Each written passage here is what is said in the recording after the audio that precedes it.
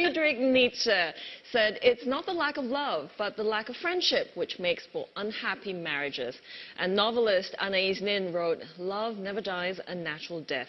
It dies because we don't know how to replenish its source." Both quotes try to explain why romantic relationships fail. But if you're in a relationship that's going through a bit of a rough patch, it may be hard to see the forest through the trees. And one person, though, has helped thousands of troubled couples around the world enhance and also enrich their relationships. And he's in our studio today, internationally renowned clinical psychologist, Dr. Huang Wei-Jen, an expert on Asian marital and family issues. He's also a faculty member at the Northwestern University in the United States. And he's here to tell us more about what it takes to nurture and to nourish a healthy relationship. Dr. Huang, welcome to First Look Asia. During the break, we were talking about your nickname, Dr. Love. Can you explain that first? Where'd that come from? Yes, basically, a student couple of mine feel that I truly understand their relationship struggle and feel the counseling was helpful. So not only they wrote about their experience on student newspaper, they pushed all of their friends to come to see me. And their friends pushed me to do a lot of workshops, a lot of time with standing room only. In fact, it started many, many years ago when I was a college student myself. And I had a painful breakup with my then girlfriend. We were so different, even though we both were kind-hearted, but we were so different. And we love each other very much, but it's too painful, so we broke up. When we stay away, it's even more painful, so we came back together. Things didn't change, we broke up again several times, and most of the time, people got into this kind of dynamic, they broke up. But fortunately, this person became my wife of 37 years and become my best friend. And I learned everything about so-called the depth psychology of love through my own painful experience. So students somehow feel like that I understand the dynamic, and they call me love doctors for generations. Wow, Dr. Huang. Now, you're in Singapore this week for a marriage convention. Well, it's just ended. You were telling us also that there are universal issues and concerns human beings face in relationships, you know, exactly the same kind of language, but there are some subtle differences depending on the culture. And tell us more about what makes the Asian dynamic so unique. Yes. You know, universally, everybody wants to feel loved and respected. But whether or not you feel loved and respected have everything to do with culture. And maybe because of filial piety, I think we Asian family and marriages focus a great deal more on parent-child relationship over husband-wife relationship. And therefore, we are more likely to sacrifice everything for children, for family, sacrifice individual well-being. But the problem is this: we have very good intention to love, but we don't communicate too well. That's why I keep telling my students it's important to learn how to love wiser, not love harder. So this is especially true for Asian families, isn't it? The parents communicating with their children about what could be very mundane things, like even just saying, you know, I'm proud of you, or I love you. Right. Do you find also that there is another trend with people in Asia, young people especially, delaying marriage? You know, they're waiting till they're much older. Yes. I also think that's a universal trend. People delay their age of getting married. A lot of young people, they try to live together, experiment with marriage before they truly get married. And once they get married, lots of young people do not want to have children, you know. Speaking of relationships and trying out marriage, trying to live together, I have friends who just cohabit with each other. They live with each other, but they don't make it official. So do you think marriage is a bit of an antiquated concept where it's okay, you have two people who love each other, but they don't necessarily need to make it an official union? Or want to share their bank accounts? Yes. Exactly.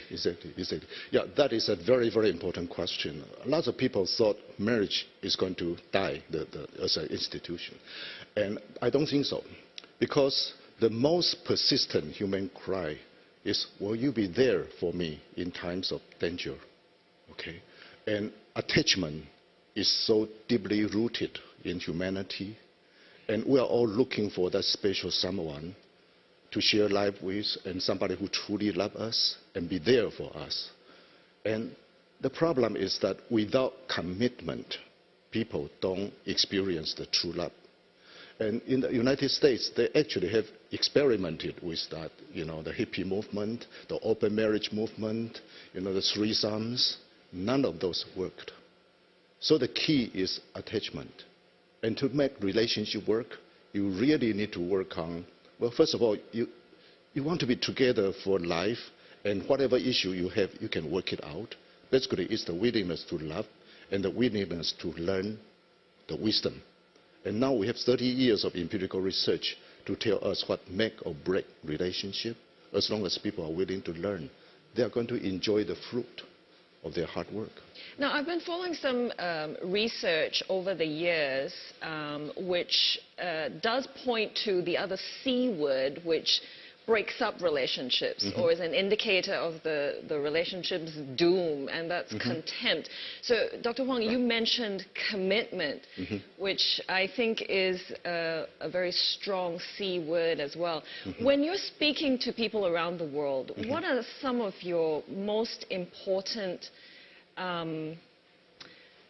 tips, or, we're talking about human dynamic here. Right. So what keeps the human relationship committed and healthy and thriving?